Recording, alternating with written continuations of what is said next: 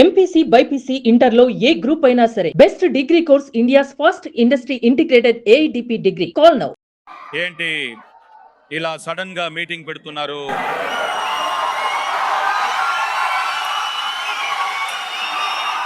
మనం ఆల్రెడీ 2019లోనే ఇలాంటి ఒక బ్లడ్ డొనేషన్ క్యాంప్ ని సక్సెస్ఫుల్ గా కంప్లీట్ చేశామని అడుగుతున్నారు. కానీ ఇప్పుడు ఎందుకు సడన్ గా మీటింగ్ పెడుతున్నారో అర్థం కావట్లేదు. ఇది సడన్ గా పోగైన మీటింగా? 2002లో ఒక బక్క పలచని కుర్రాడిని మీలో ఒకడిగా స్వీకరించి నన్ను మోసి ఆదరించి తోడుగా నిలిచి నా కష్ట సుఖాల్లో నా వెంట ఉండి నాకు తోడుగా నాకు దారి చూపే దివిటీల్లా ఎవరు వచ్చినా వెళ్ళినా ఎవరు ఏమనుకున్నా మేమున్నాం అంటూ 24 ఏళ్లుగా నా వెంట నిలబడ్డ పిల్లర్లు మీరు.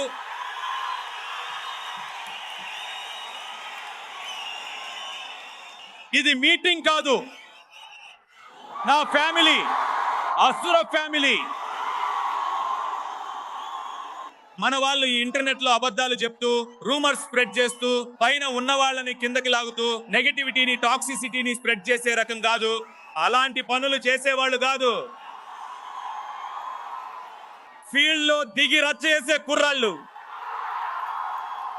ప్రేమ పంచే కుర్రాళ్ళు, అన్బే శివం దారిలో వెళ్లే కుర్రాళ్ళు.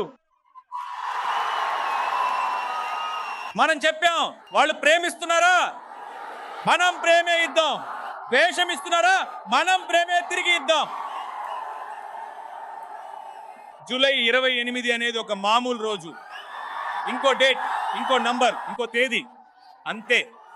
కానీ చిన్నప్పుడు మనం స్కూల్కి వెళ్ళేటప్పుడు ఎవరికైనా బర్త్డే ఉంటే కలర్ డ్రెస్ లో వచ్చేవారు. అక్కడ ఉన్న స్టూడెంట్స్ అందరికీ చాక్లెట్లు ఇచ్చేవారు, టీచర్స్ అందరికీ చాక్లెట్లు ఇచ్చేవారు. ఆ రోజు వాళ్ళే చాలా స్పెషల్ అన్నట్టుగా ఉండేది. నేను 3వ క్లాస్ చదివే వరకు నా బర్త్డే ఎప్పుడో కూడా నాకు తెలియదు. మా ఇంట్లో నేను అడగలేదు, వాళ్ళు చెప్పలేదు. కానీ మన స్కూల్ క్లాస్ లో కలర్ డ్రెస్ లో వచ్చి బర్త్డే చేసుకుంటున్నారు. అది చూసి మనకు ఆశ, మనం కూడా ఒక రోజు కలర్ డ్రెస్ లో స్కూల్ కి వెళ్ళాలని అని నేను మా అక్కని అడిగాను. అక్క, నా బర్త్డే ఎప్పుడు? నాకు కూడా కలర్ డ్రెస్ లో స్కూల్ కి వెళ్ళాలని ఉంది అని నా కోరిక వాళ్ళకి చెప్పాను. ఆ తర్వాత మా అక్కే ఇంటికి వెళ్ళి మా నాన్నతో అమ్మతో మాట్లాడి జూలై 28 నా బర్త్డే రోజున, అప్పట్లో మనకి దీపావళికి సంక్రాంతికే కదా కొత్త బట్టలు కొనేవారు. సో మా అక్క ఎలాగోలా అమ్మ నాన్నలతో మాట్లాడి ఒక కలర్ డ్రెస్ కొనిపించింది. ఆ డ్రెస్ వేసుకుని అప్పట్లో ఆసే చాక్లెట్ అని వచ్చేది, 25 పైసలకి ఒక చాక్లెట్. అది తను దాచుకున్న డబ్బులన్నీ పెట్టి ఆ చాక్లెట్లు కొనిచ్చి నన్ను కలర్ డ్రెస్ లో స్కూల్ కి పంపించారు. నేను కలర్ డ్రెస్ వేసుకుని మొదటిసారి స్కూల్ కి వెళ్ళాను. నా ఫ్రెండ్స్ అందరికీ చాక్లెట్లు ఇచ్చాను, టీచర్స్ అందరికీ చాక్లెట్లు ఇచ్చాను. ఆ రోజంతా నేనే చాలా స్పెషల్ గా ఉన్నాను. ఆ సంతోషాన్ని నేను అస్సలు మర్చిపోలేను. ఆ తర్వాత రోజులు గడిచే కొద్దీ నాకు బర్త్డేల మీద పెద్దగా ఆసక్తి లేకుండా పోయింది. నా బర్త్డే జరుపుకోవడం అనేది అప్పట్లో అంత పెద్ద విషయంగా ఉండేది. ఈ రోజు నా గురించి మీరందరూ కలిసి ఇంత గ్రాండ్ గా సెలబ్రేట్ చేయడం చూస్తుంటే, మీ బర్త్డే రోజు కూడా మీ మొహాల్లో ఇంత సంతోషం ఉంటుందో లేదో నాకు తెలియదు. నేను ఏం పుణ్యం చేసుకున్నానో, మీకు ఏ రుణం తీర్చుకోవాలో నాకు నిజంగా తెలియడం లేదు. థ్యాంక్స్ అనే ఒక మాట తప్ప మీకు నేను ఇంకేం చేయగలనో నాకు అర్థం కావట్లేదు.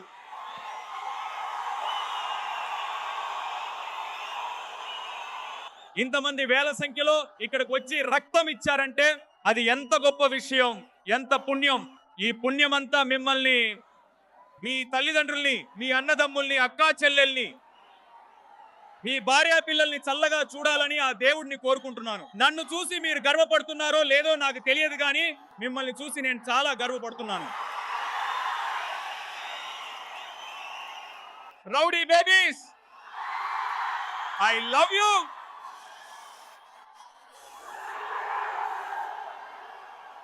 I am so proud of you. మీ అందరికీ ఒక అడ్వైస్ ఇవ్వాలనిపిస్తుంది, చెప్పనా? వింటారా? నాకు ఆ హక్కు ఉందా? మన లైఫ్లో ఎన్నో ప్రాబ్లమ్స్ వస్తాయి, ఎన్నో మంచి చెడులు జరుగుతాయి. మంచి వాళ్ళు ఎవరో, చెడ్డవాళ్ళు ఎవరో, శత్రువు ఎవరో, వెన్నుపోటు పొడిచేది ఎవరో తెలియదు. చాలా మెంటల్ స్ట్రెస్ వస్తుంది. రోజువారీ జీవితమే ఒక కన్ఫ్యూజన్ లా ఉంటుంది. ఈఎంఐలు కట్టడం దగ్గర నుంచి పిల్లల స్కూల్ ఫీజుల వరకు ఎన్నో ప్రాబ్లమ్స్. ఈ ప్రాబ్లమ్స్ అన్నింటినీ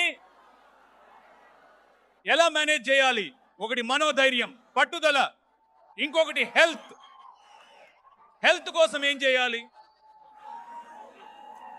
వర్కౌట్ చేయండి, డైట్ పాటించండి, పథ్యం ఉండండి, జిమ్కి వెళ్ళండి, వెళ్ళలేని వాళ్ళు వాకింగ్ వెళ్ళండి. అది కుదరదా, ఖాళీగా ఒకే చోట కూర్చోవద్దు. ఇంట్లో పనులన్నీ మీరే చేసుకోండి, అదే మీకు పెద్ద వర్కౌట్ అవుతుంది. మీ పిల్లలు కూడా అదే నేర్పించండి. చిన్నప్పటి నుండే ట్రైన్ చేయండి. ఇంటి భోజనం తినేలా చూడండి. జంక్ ఫుడ్, ఫాస్ట్ ఫుడ్ తినమని ఎప్పుడూ ఎంకరేజ్ చేయకండి. వీటన్నిటికంటే ముఖ్యమైన విషయం, మీరు ఫ్రీగా ఉండడం కోసం పిల్లల చేతికి మొబైల్ కానీ ఐప్యాడ్ కానీ ఇవ్వకండి.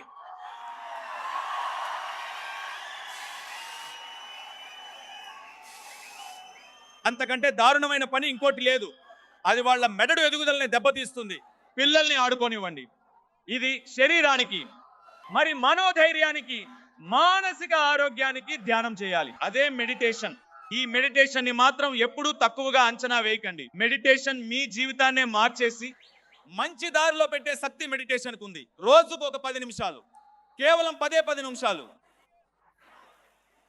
పూజ గదిలో కూర్చోండి, కళ్ళు మూసుకోండి. ఒక గొంతు వినిపిస్తుంది. అది మంచి మాట్లాడుతుంది, చెడు మాట్లాడుతుంది, అసహ్యంగా మురికిగా ఏదేదో మాట్లాడుతుంది. మాట్లాడనివ్వండి, దాన్ని ఆపకండి.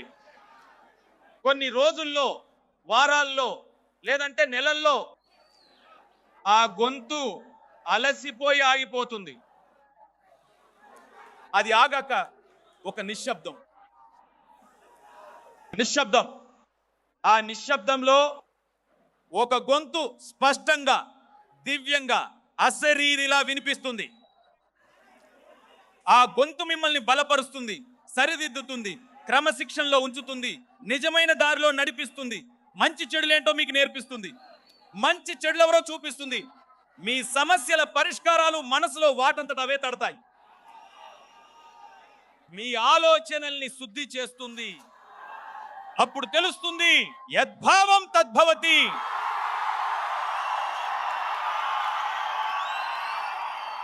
నీ ఆలోచనలే నీ జీవితం అని ఆ గొంతు నీతో చెప్తుంది.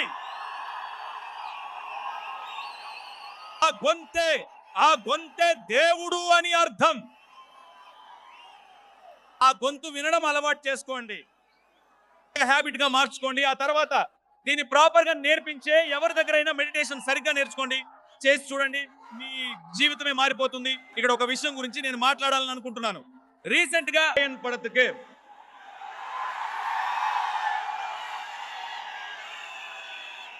రాయన్ సినిమాకి నేషనల్ అవార్డు వచ్చింది. ఆ సంవత్సరం ఆ సినిమా కంటే అర్హత ఉన్న చాలా సినిమాలు ఖచ్చితంగా ఉన్నాయి. ఆ సినిమాల ఫ్యాన్స్ తమ అసంతృప్తిని తెలియజేశారు.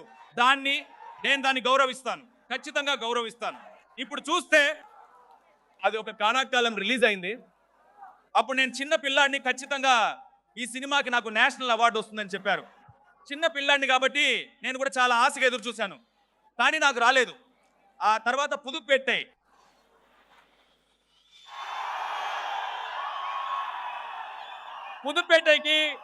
ఖచ్చితంగా నేషనల్ అవార్డు వస్తుందని అందరూ చెప్పారు, మీరు కూడా చెప్పారు. కానీ నాకు రాలేదు. ఆ తర్వాత 3, మయక్కమెన్న, మరియాన్, రాంజనా, వడ చెన్నై,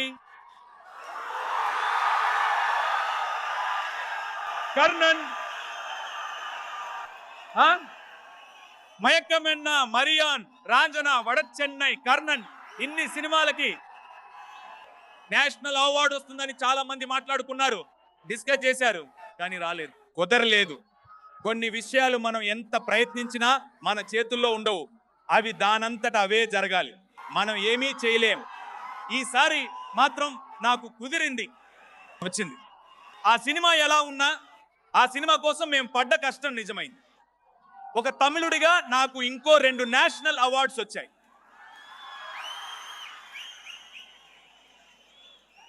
తట్టి పడేయకండి, తట్టి లేపండి. కానీ చూడండి, ఈ సినిమాకి ఎందుకు నేషనల్ అవార్డు వచ్చింది అని మాట్లాడే ఇంతమందిలో కనీసం 10% మంది కూడా ఇన్ని సినిమాలకి ఇతనికి అవార్డు ఎందుకు రాలేదు అని అడగలేదు. ఇలాంటి టైంలో మనకు కొంచెం మనస్తాపం కలుగుతుంది. ఇలాంటి సవాళ్లను, ఛాలెంజెస్ని మనం ఎలా ఫేస్ చేయబోతున్నాం, మనకే ఎందుకు ఇలా జరుగుతోంది, అలాంటి సమయాల్లో మనసు కొంచెం నిరాశగా ఉంటుంది. అలాంటి టైంలో మన చుట్టూనే మనం ఇన్స్పిరేషన్, మోటివేషన్ వెతుక్కోవాలి. మనందరికీ మన ఇంట్లోనే ఇన్స్పిరేషన్ ఉంది. లింగా చిన్న వయసులో ఉన్నప్పుడు అతనితో కూర్చొని నేను వీడియో గేమ్స్ ఆడేవాడిని. 2 గేమ్స్ నేను గెలిచేవాడిని, ఒక గేమ్ అతన్ని గెలవనిచ్చేవాడిని. ఇలా కొన్నాళ్ళు గడిచింది. ఒకరోజు నేను అనుకున్నాను, ఈరోజు వరుసగా నేనే గెలవాలి, తను ఏం చేస్తాడో చూద్దామని. ఆ రోజంతా నేనే గెలుస్తూ ఉన్నాను, తను ఓడిపోతూనే ఉన్నాడు. ఒక టైంలో నాకు అలసట వచ్చేసింది. నేను మెల్లగా లేచి, చాలే నాన్న రేపు ఆడుకుందాం అనగానే, ఎక్కడికి వెళ్తున్నారు అన్నాడు. కూర్చోండి అన్నాడు. ఎందుకు అని అడిగాను. నేను ఇంకా గెలవలేదు కదా అని తను చెప్పాడు. అది చూశాక ఎన్ని చిక్కులు వచ్చినా, ఏ సమస్య వచ్చినా, ఏ విషయాలు మనల్ని ఎఫెక్ట్ చేసినా గెలిచే వరకు పోరాడుతూనే ఉండాలి.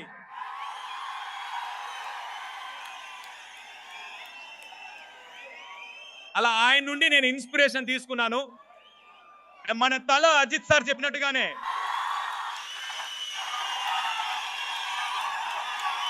నువ్వు ఓడిపోయావని నువ్వు ఒప్పుకునే వరకు నిన్ను ఎవరూ ఓడించలేరు. ఎక్కడ లింగా లింగా baby, if you are bad, నేను మీ బాయ్.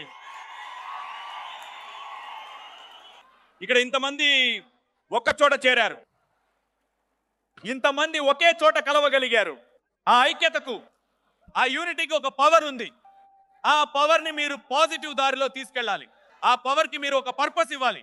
ఊరికే కలిసాము, ఫోటో తీసుకున్నాము, ఆడియో లాంచ్లో చూసాము, ఇలా పుట్టిన రోజున కలిసాము అని వదిలేయకుండా మీరందరూ కలిసి ఇంకా చాలా సేవా కార్యక్రమాలు చేయాలి. మీ ఏరియాలో, మీ వీధిలో, మీ పక్కింట్లో, ఎదురింట్లో ఎవరికి ఏం కావాలో అర్థం చేసుకుని మీరందరూ కలిసి చేయి కలిపితే అది మీ వల్ల అవుతుంది. వాళ్ళకి మీ వల్ల అయిన సహాయం మీరు ఖచ్చితంగా చేయాలి. మిమ్మల్ని చూసి నేను ఇంకా గర్వపడాలి. మీరు చేస్తారని నేను నమ్ముతున్నాను.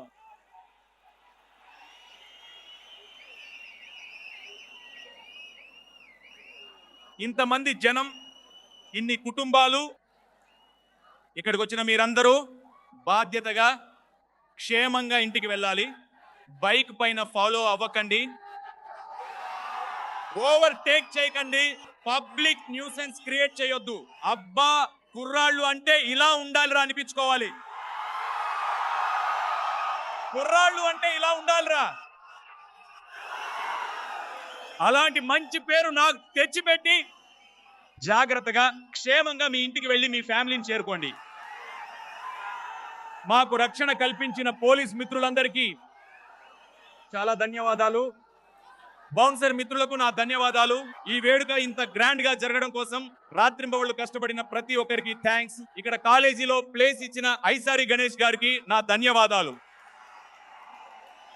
మీ సపోర్ట్ లేకపోతే ఇది జరగదు సార్. థ్యాంక్స్. ఆయన కోసం ఒకసారి చప్పట్లు.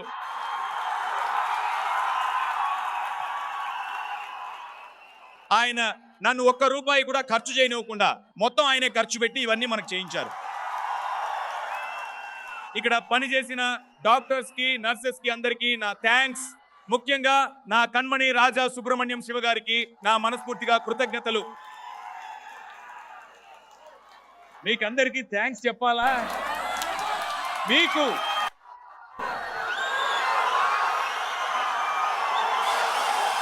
నన్ను ఇంకా ఇంకా ఇంకా ముందుకు నడిపించే మీకు నా హృదయపూర్వక కృతజ్ఞతలు. ఓం నమః శివాయ. జై హింద్.